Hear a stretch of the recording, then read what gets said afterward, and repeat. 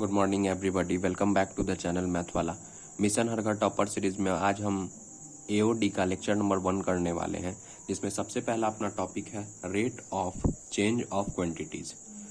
तो इसमें हमको क्या पढ़ना है कि जैसे हमारे पास एक फंक्शन है y is equal to f x, तो फंक्शन f x के टर्म में कैसे किस रेट से चेंज हो रहा है उसी को हम रेट ऑफ चेंज बोलते हैं। तो rate of change of dy by d x is given by F dash x. Function f था हमारे पास, हम ये देख रहे थे कि फंक्शन f x के रिस्पेक्ट में कैसे चेंज कर रहा है is always given by dy by d x that is equal to f dash x. F dash x मतलब व्हाट? फर्स्ट ऑर्डर डेरिवेटिव्स, जहां की dx जो अपना है वो इंडिपेंडेंट क्वांटिटी है। dx इज इंडिपेंडेंट क्वांटिटी और जो y है अपना वो y इज डिपेंडेंट क्वांटिटी। अब y किस पे डिपेंड करेगा? डिपेंडेंट क्वांटिटी है तो y अपना x पे डिपेंड करेगा। फॉर एन एग्जाम्पल, अगर हमारे पास एक सर्किल है जिसका रेडियस r है, तो अगर हम एरिया ऑफ सर्किल लिखना चाहते हैं तो area of circle is equal to pi r square हो गया। अगर हम dA अपॉन dr लिखें तो 2 पाई आर हो गया। पाई कांस्टेंट था, इसको डिफरेंशिएट कर दिए। लेकिन एक और सर्किल हम बना लेते हैं अब, और इस रेडियस को हम इंक्रीज कर देते हैं सपोज x से। सो हमारे पास न्यू रेडियस जो है वो r प्लस एक्स हो गया। तो अब अगर हम नए वाले सर्किल की एरिया लिखना चाहते हैं तो area is equal to pi r square हो जाएगा। तो अब r के जगह हमारे पास न्यू रेडियस हो चुका है जो कि r प्लस एक्स स्क्वायर हो जाएगा। तो जब हम इस एरिया को डिफरेंशिएट करते हैं dA upon dr, that means 2 pi r plus x. तो हम दोनों केस में देख सकते हैं कि रेडियस चेंज करते ही हमारा एरिया चेंज हो जा रहा है। मतलब रेडियस जो है वो एक इंडिपेंडेंट क्वांटिटी है, बट अगर हम रेडियस को चेंज करते हैं तो हमारा एरिया भी चेंज हो जाता है। तो वही हमने यहां देखा था कि x is a independent quantity but y depend upon x, so y is a dependent quantity. तो चलिए इसका पहला टाइप क्वेश्चन करते हैं। तो सबसे पहला क्वेश्चन है अपना, find the rate of change of area of circle per second with respect to its radius when radius is equal to 6 centimetre.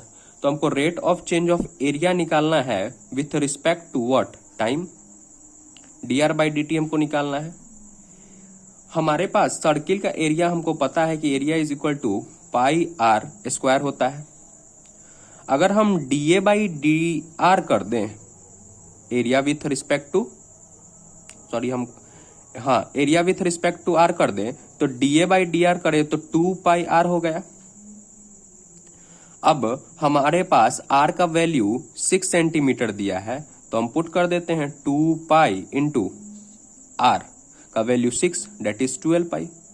और विथ रिस्पेक्ट टू टाइम पूछ रहा था तो हम नीचे में सेकंड लगा देते हैं। सिंपल था कि find the rate of change of area of circle निकालना था, मतलब area with respect to time. So dA by dt हमको करना था, dA बाई dt हमें करना था। तो हमें पता है कि area is equal to pi r square होता है, और जब हम dA बाई dr करें पाई आर स्क्वायर का तो 2 पाई आर हो गया। अब हमारे पास radius is equal to 6 centimetre था तो 2 पाई इंटू 6 कर दिए तो 12 पाई। विथ रिस्पेक्ट टू टाइम था तो पर सेकेंड हो गया। अब क्वेश्चन नंबर 2, इसी का टाइप नंबर 2 है क्वेश्चन का। The volume of a cube is increasing at a rate of 9 cubic centimeter per second.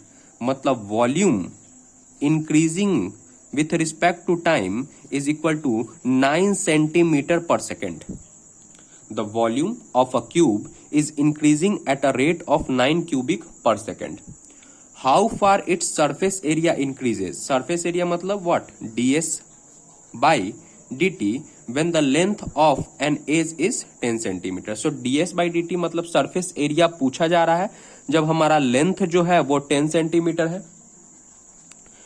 तो अगर हम बात करें वॉल्यूम ऑफ अ क्यूब की तो वो हमारा होता है L cube. So dv by d हम करते हैं।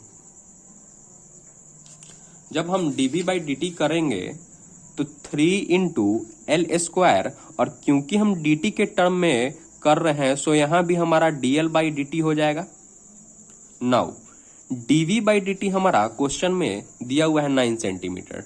शुरू में ही लिखा था क्वेश्चन में कि the volume of a cube increases at a rate of 9 cubic metre per second. So dv by dt अपना 9 हो गया, that is equal to 3 into l square into dl by dt। So 3 से 9 cancel out, so यहां पे 3 upon l square that is equal to dl by dt। हमारे पास ये बच गया इक्वेशन एक फर्स्ट, हम इसको मान लेते हैं। अब सरफेस एरिया हमारे पास क्यूब का पता होता है कि surface area is equal to होता है 6 इंटू एल स्क्वायर। जब हम ds बाई dt करते हैं यहां तो इधर भी हमारे पास 12 into l into dl by dt हो जाएगा। So ds by dt is equal to 12 into l, और इस dl बाई dt के जगह हम 3 अपॉन एल स्क्वायर लिख सकते हैं। ये इक्वेशन फर्स्ट में हम लाए थे, लिख देते हैं 3 अपॉन एल स्क्वायर। एल से l cancel out, that means 12 up into 3 upon l, that is equal to ds by dt। So 12 into 3 36 upon l का वैल्यू 10 सेंटीमीटर, सो 3.6 क्या निकला अपना ds बाई dt, मतलब सरफेस एरिया का change with respect to time. और हमारा question में भी तो यही पूछ रहा था कि ds बाई dt क्या होगा। सो सिंपल क्वेश्चन था कि वॉल्यूम ऑफ क्यूब जो है वो with respect to time 9 centimetre से चेंज हो रहा है, और how far it surface area कैसे चेंज होगा, किस रेट से चेंज होगा, जब लेंथ 10 सेंटीमीटर होगा। तो हमने वॉल्यूम का फॉर्मूला लगाया और फिर सरफेस एरिया का फॉर्मूला लगाकर सॉल्व कर दिया।